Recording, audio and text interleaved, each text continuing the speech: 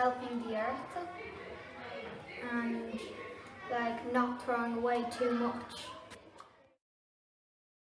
I think a prototype is something that you will be able to test on to make sure it's right. I brought in a game of drafts that we can't play at home anymore. In this board of 2 games on both sides and pieces are missing. We have all these toys to fix and it's coming up to Christmas. Why don't we dress up as Santa's elves and walk in the workshop? Yeah!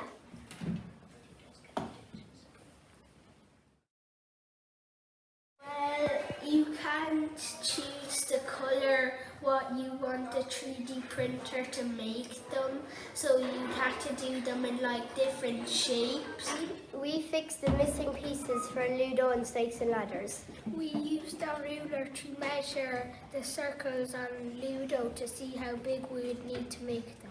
We designed 4 different designs on Tinkercad.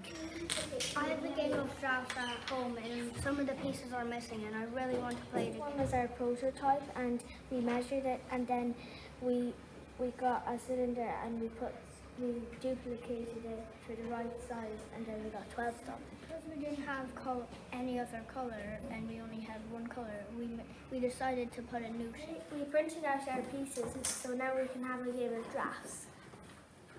It's the game drafts. And we're going to make 12 traditional pieces.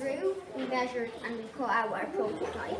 And now we're going to design them on Tinkercad. 12 traditional pieces we have done on Tinkercad. Designed all of our pieces. Some are cuboids and some are cylinders. Doing a game called Pop-Up Pirates and we're going to be doing a prototype of this sword.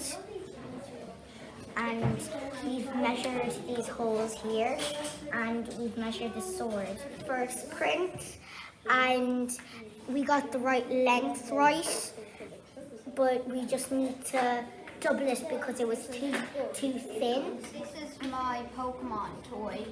It's missing a disc and we're going to design a disc to fit it. Prototype pieces. We measured them so they would be right. We only need to make one syndical piece because we already have 12 pieces that are missing. We decided to make cuboids. Snakes and Ladders, we have 3 pieces, so we only have to build 1 piece and we have to have the same height. game operation. And we are just tracing out the shapes and then we're going to be using the scribble tool.